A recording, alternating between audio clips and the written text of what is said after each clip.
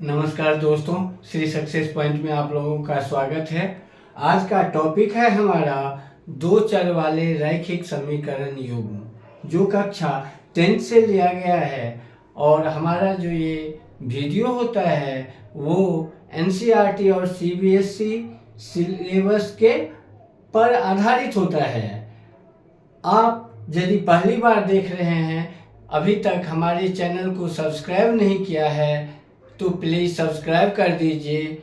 यदि आप छात्र हैं तो आपके पढ़ाई में मददगार साबित हो सकती है। इस चैनल पे 7वीं से 10वीं तक के साइंस और मैथ के वीडियो अपलोड होते रहते हैं, जो आपके पढ़ाई में मददगार साबित हो सकते हैं। तो चलिए शुरू करते हैं आज का टॉपिक, दो चर वाले रैखिक समीकरण युग्म। दो चर वाले रैखिक समीकरण युग्म, pairs of linear equations in two variables।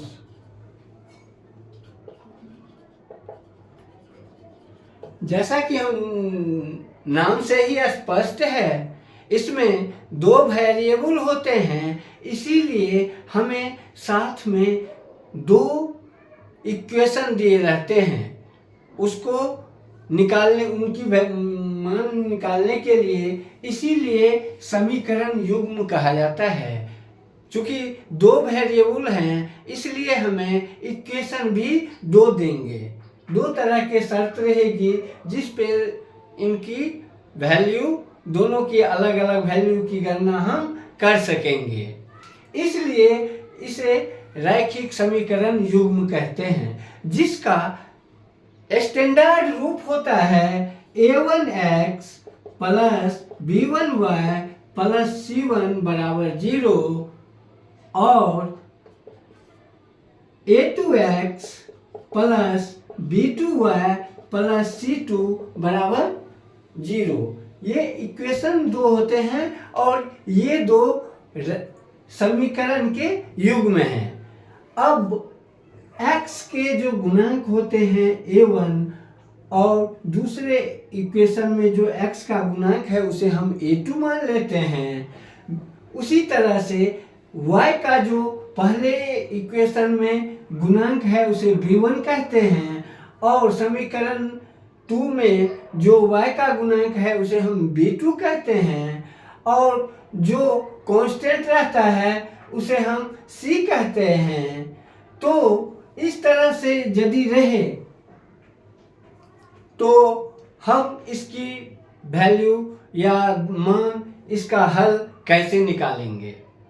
इसके हल हम दो तरीके से निकाला जाता है। पहला ग्राफीय विधि और दूसरा अलजेब्रिक विधि, अलजेब्रिक मेथड, और दूसरा है ग्राफिक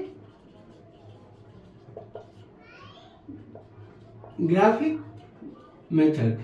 यदि हम ग्राफ से बनाते हैं, जैसे हम पहले नीचे के कक्षाओं में ग्राफ खींचना जान चुके हैं। ये दो समीकरण रहेंगे, उसमें एक समीकरण में एक चर का वैल्यू अपने हिसाब से मान के दूसरे चर के वैल्यू, तीन वैल्यू निकाल के रेखा खींच लेंगे।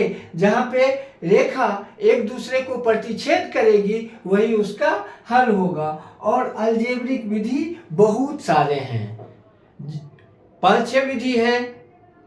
प्रतिस्थापन विधि, तुलनात्मक विधि, वज्रगुणन विधि और भी बहुत सारे। तो सबको अलग अलग हम पढ़ेंगे। और सबसे पहले हम ग्राफीय विधि से रैखिक समीकरण को सॉल्व करने को कैसे किया जाता है उसको हम जानने की कोशिश करते हैं। जैसा कि हमने पहले ही लिख लिया है। जो ये जो दो समीकरण होते हैं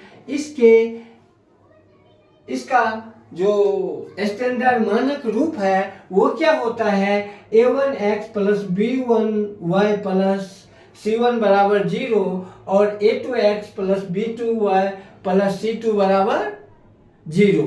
ये दो इक्वेशन हैं। अब ऐसे रैखिक समीकरण युग्म जिसमें कभी कभी कोई हल नहीं होता, ऐसे रैखिक समीकरण युग्म को इनका असंगत या इनकंसिस्टेंट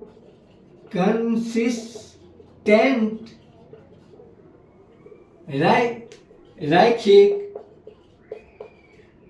समीकरण युग्म कहते हैं। ऐसे रैखिक समीकरण युग्म जिसका कोई हल नहीं होता है, ऐसे रैखिक समीकरण युग्म को असंगत रैखिक समीकरण युग्म कहते हैं। और जिसका हल होता है उसे हम संगत या कंसिस्टेंट रैखिक समीकरण युग्म कहते हैं। जिसका कोई हल नहीं होता,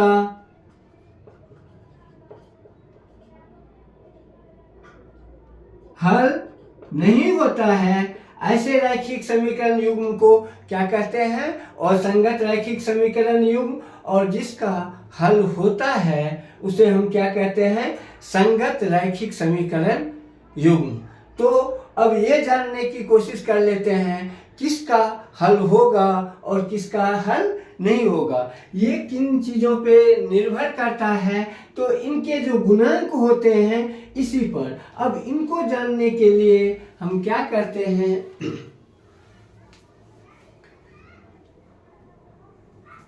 पहला,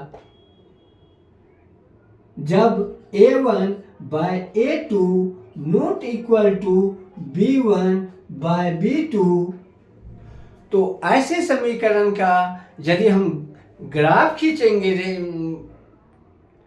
इस दो समीकरण से, तो तीन शर्तें हो सकती है। पहला, किसी पॉइंट पर दो रेखाएं एक दूसरे को प्रतिच्छेद करेगी और जहां प्रतिच्छेद करेगी उस हालत में एक और केवल एक अद्वितीय हल होता है। वहां से हम x एक्सिस को पे लंब डाल देंगे और y एक्सिस पे लंब डाल देंगे। जहां पे जो मान प्राप्त होगा वही उस समीकरण के x और y के मान होंगे। अब दूसरी शर्त क्या हो जाती है, जब ये दोनों रेखा एक दूसरे को के ऐसे, जब a1 बट्टा a2 not equal to b1 बट्टा b2, ऐसे हालत में ये रेखाएं एक दूसरे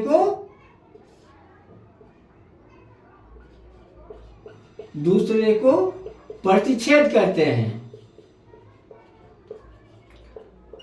और जब प्रतिच्छेद करते हैं उस हालत में एक अद्वितीय हल होता है,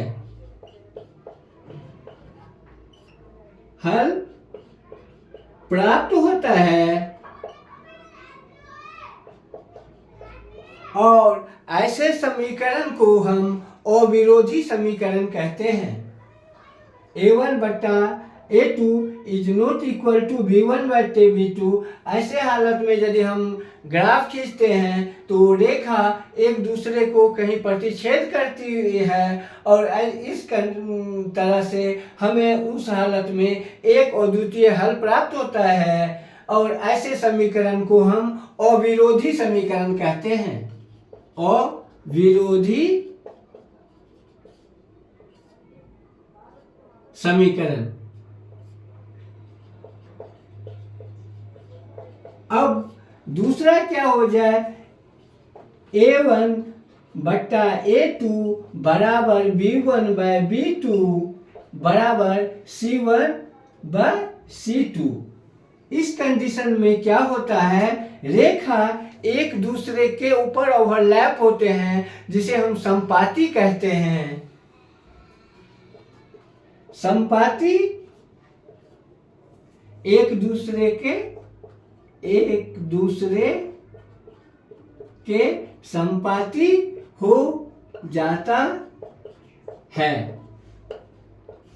और जब ये दोनों लाइनें एक दूसरे पे आ जाएगी, उस कंडीशन में लाइन के हर एक बिंदु इनके हल होंगे, यानी हम कह सकते हैं सारे के सारे हल होंगे, जो इस कंडीशन में हमें बहुत सारे हल प्राप्त होते हैं। अपरिमित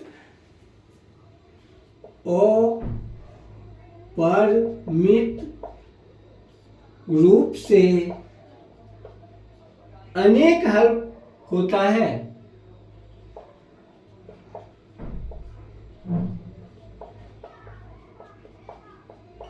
जब ही रेखा एक दूसरे के ऊपर संपाती हो जाएगा, तो उसके हर एक बिंदु उसके हल होंगे। और इस रूप से हम कहते हैं क्या, जब रेखा A1 by A2 by B1 by B2 equal to C1 by C2, तो इसके अपरिमित रूप से अनेक हल होते हैं। और ऐसे समीकरण को आश्रित समीकरण कहते हैं। आश्रित समीकरण। अब है तीसरा, A1 by A2 equal to B1 by B2 not equal to C1 by C2। इस टाइम में ये रेखा एक दूसरे के समानांतर रेखा प्राप्त होती है। रेखा प्राप्त होती है, और ये रेखा जैसे ही एक दूसरे के समानांतर हो जाएंगे, तो ये अनंत पे ही जाके मिलेंगे। इससे पहले ये कहीं एक दूसरे को नहीं काटेंगे, और इस हालत में इसके कोई हल नहीं होता है। हल नहीं होता है, यानी तीन कंडीशन होते हैं। पहला, और ऐसे समीकरण को विरोधी समीकरण कहते हैं।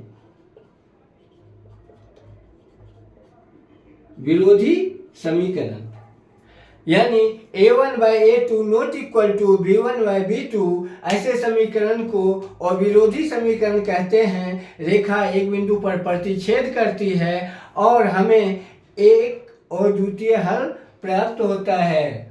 दूसरी कंडीशन है A1 by A2 बराबर B1 by B2 बराबर C1 by C2। इस कंडीशन में रेखा एक दूसरे के संपाती हो जाता है और अपरिमित रूप से अनेक हल होते हैं, और ऐसे समीकरण को आश्रित समीकरण कहते हैं। और तीसरा है A1 by A2 बराबर B1 by B2 not equal to C1 by C2। इस कंडीशन में लाइन एक दूसरे के पैरेलल हो जाते हैं और हमें कोई हल नहीं प्राप्त होता है। अब हम देखते हैं, यदि कोई दो समीकरण दे दिया हो तो ग्राफ खींचकर हम कैसे समीकरण को हल करने की कोशिश करेंगे।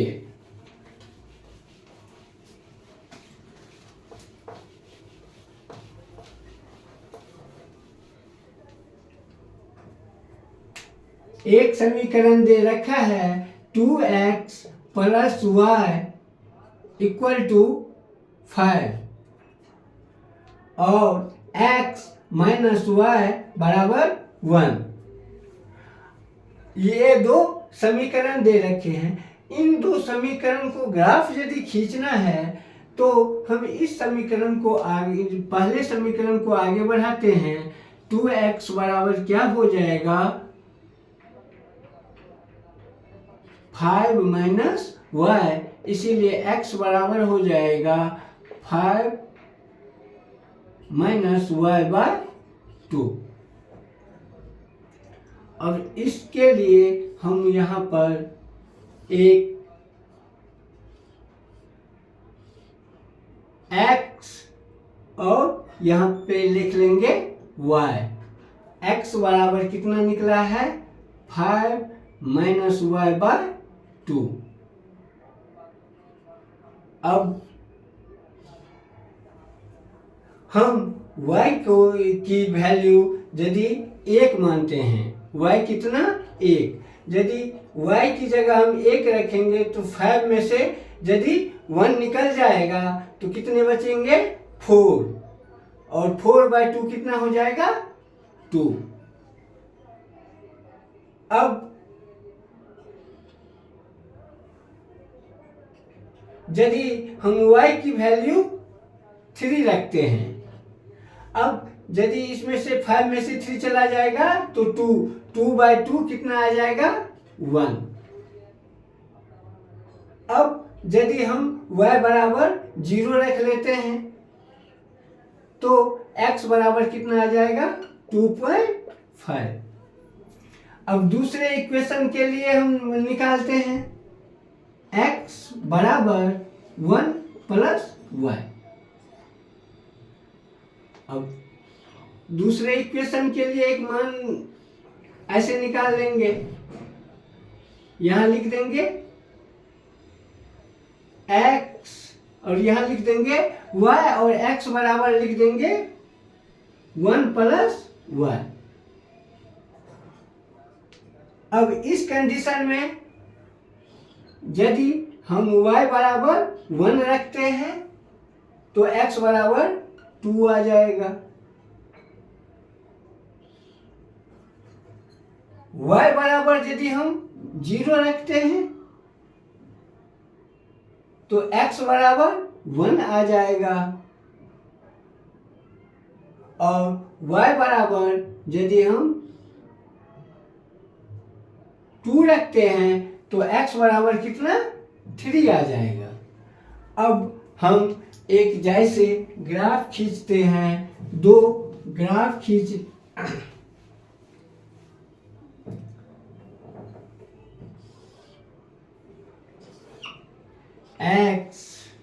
x डैश y डैश 1 2 3 4 5 1 2 3 4 5 -1 -2 -3 -1 -2 -3, इसी तरह से लाइन रेखा बना लेंगे। अब पहले इक्वेशन क्या है, ये 2x प्लस y बराबर 5।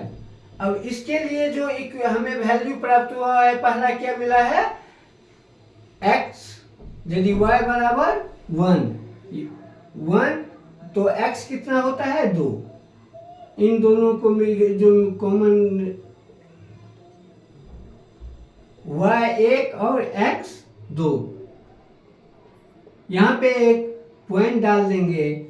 दूसरा क्या है x का 1, और तो y कितना हो जाता है 3, x का 1 तो y 3।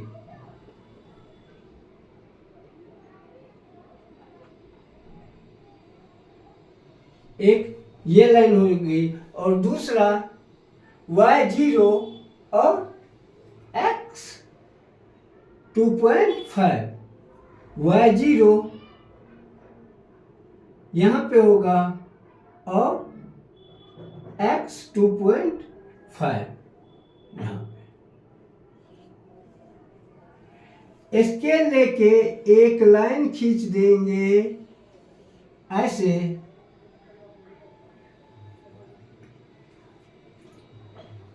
और इस पे ये लिख देंगे 2x प्लस y बराबर 5। एक दूसरा क्या है y1 और x2, y1 और x2, एक बिंदु तो यही हो गया जो कॉमन है, और दूसरा x1 और y0 x1 y0। दूसरा पॉइंट इसका ये हो गया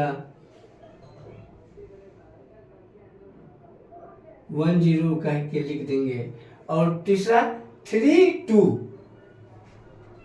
x कितना है 3 और y कितना है 2।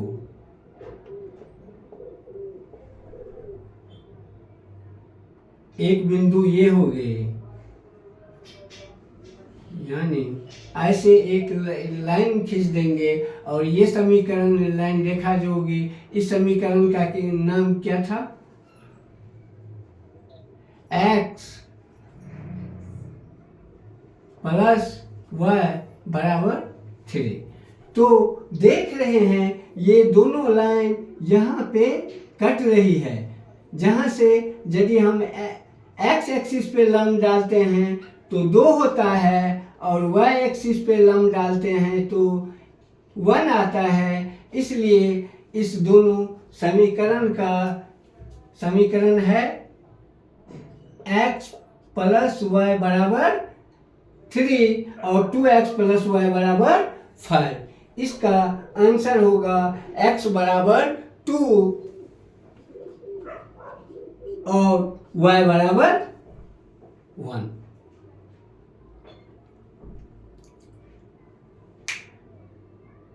सिंपल है, दो समीकरण दिए गए हैं, दोनों में से दो अलग अलग मान लेके, जैसे हम रैखिक समीकरण में ग्राफ खींचते हैं, दो रेखा खींचेंगे जहाँ पे वो एक दूसरे को प्रतिच्छेद करेगी, एक कॉमन बिंदु होगी, वहाँ से x एक्सिस पे लंब डालेंगे, जहाँ पे जाएगा उतना वो x की वैल्यू x का मान होगा, और वहाँ से y एक्सिस पे लंब डालेंगे, y पे जहाँ पे जितनी आएगी वो y का मान होगा। धन्यवाद। यदि हमारी वीडियो अच्छी लगे हो तो चैनल को लाइक कर दीजिए, वीडियो को लाइक कर दीजिए, चैनल को सब्सक्राइब कर दीजिए और छात्रों को शेयर कर दीजिए। धन्यवाद।